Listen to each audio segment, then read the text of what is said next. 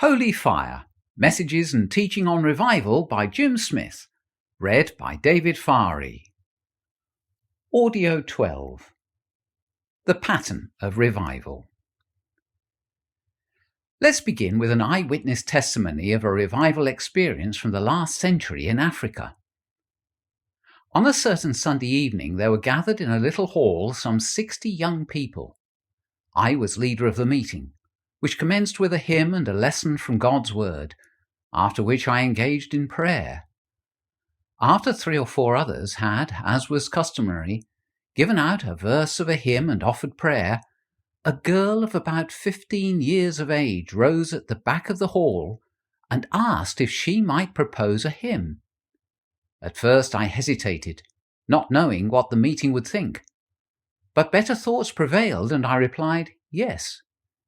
She gave out her hymn verse and prayed in moving tones.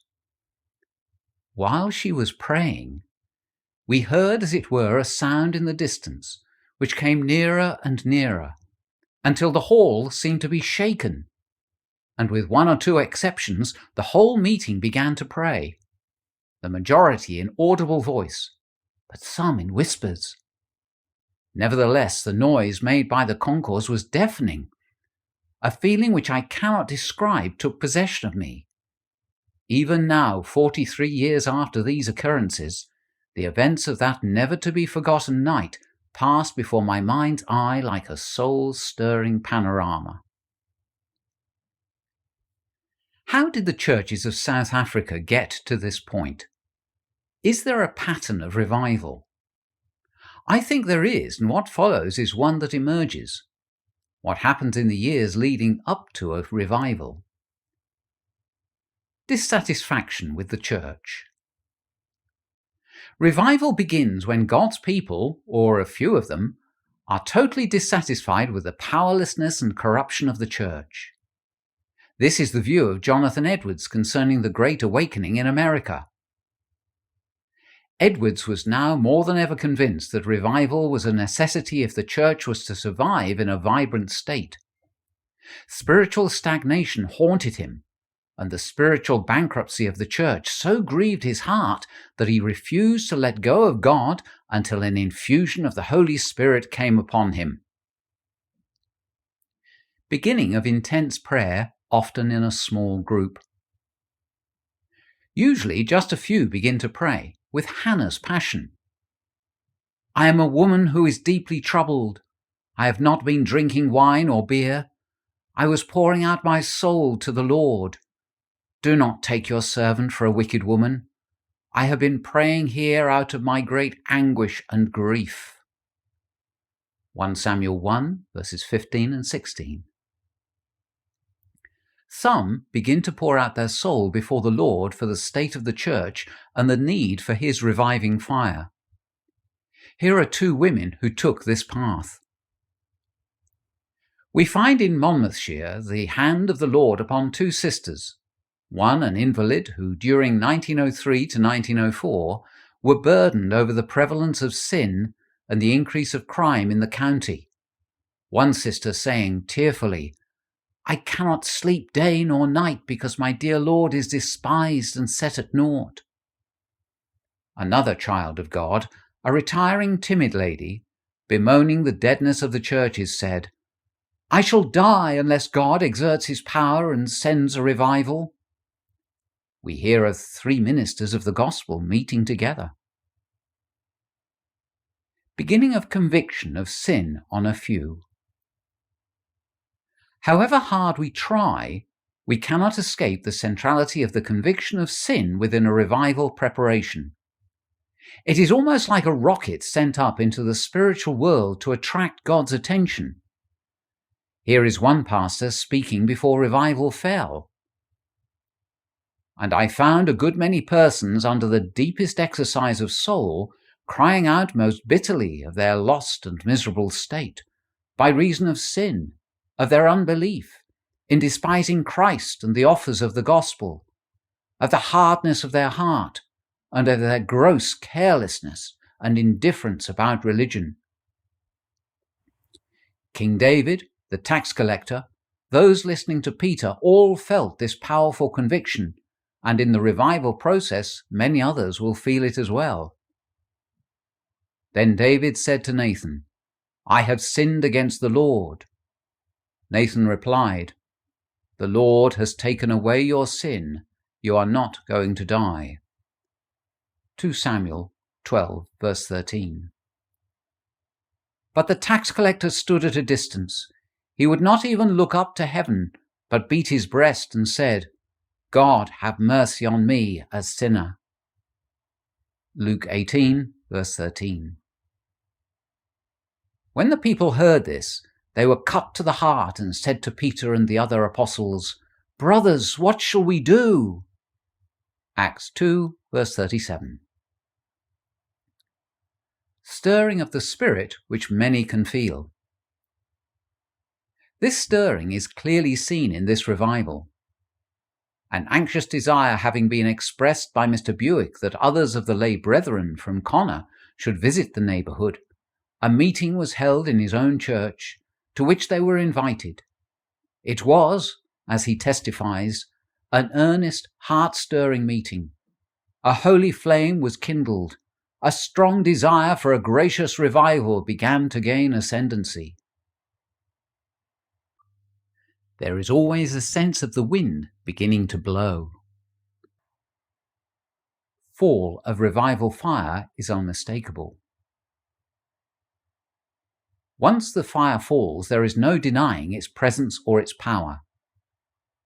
When the great outpouring came, worldly men were silent with an indefinite fear, and Christians found themselves borne onward in the current with scarce time for any feelings but the overpowering conviction that a great revival had come at last.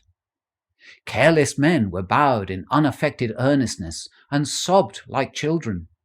Drunkards and boasting blasphemers were awed into solemnity and silence.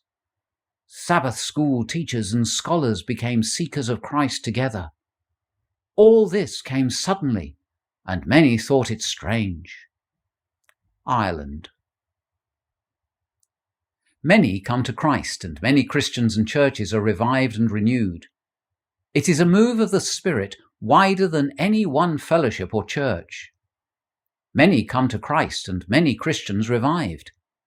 Then this happens as happened in Ephesus. In this way the word of the Lord spread widely and grew in power. Acts 19, verse 20. Trouble. Sadly, many in the church will not want revival. It disturbs them, reveals their true nature, and challenges them to change and growth. So revival inevitably stirs up resentment. I found this in the Methodist Times. Of course, it may be all to the good that we should be all shaken up, and tornadoes clean the air and earthquakes are wholesome, but they are not particularly welcome to those who are at ease in Zion. William Stead, editor of Methodist Times, 1905. Many call for revival without appreciating just how it will turn the church upside down. In my experience, many do not want this kind of shaking. Then it is a short step to opposing it, criticizing it, and pulling it down. The fire dies down. The revival experience is often quite short. Here is Jonathan Edwards again. About the month of August, the physical features of the revival in a great measure passed away. But we had abundant evidence that the work of the Lord was still going on, more silently, but as progressively as ever. The effects of the revival live on, but usually the pouring is brief. God's people have work to do and cannot be forever standing within the fire. We have to be excited to move out from it, and with it to service. Many leave. Many get caught up in the excitement of revival, but after it is over, they leave. This should not trouble us. In the parable of the seeds, only 25% of the seed fruited, 75% was lost. This is similar to what happens in revival. Here is a comment from one revival, and it is worth reflecting on. As one example, the Sendenyu Baptist Church had seen 7 amazing years of revival during the 1950s awakening, but by 1967 onwards, as records in their own church souvenir booklet show, the believers began to turn backward to their former state of sinful life again. Gather the fruit. This comment is from Southern Australia. Reverend Fletcher wrote, "This was no shallow movement destined to leave no trace behind, but it was a breath of real revival which gave the world some fine men for God. Some of the converted went off to war and never returned. One middle-aged man rearranged his business affairs in such a way that he was able to give all of his time for the work of God. A gospel band was formed which set out to reach the unchurched for Christ. In 1919, Reverend Fletcher returned to the district and found that several centres were visited regularly for preaching services. Hundreds had been converted. Homes of misery had been transformed into homes of glory. And a book could have been written concerning the miracles of grace. The preachers were the converts of 5 years before, and their ardour made me rejoice." The fruit of revival is those people whose lives are changed, and many of them become the leaders of church and community in the coming decades. A revival replenishes the Lord's stock of spirit-filled and dynamic leaders which will lead his people and his creation on to better things. This is the end of Audio 12.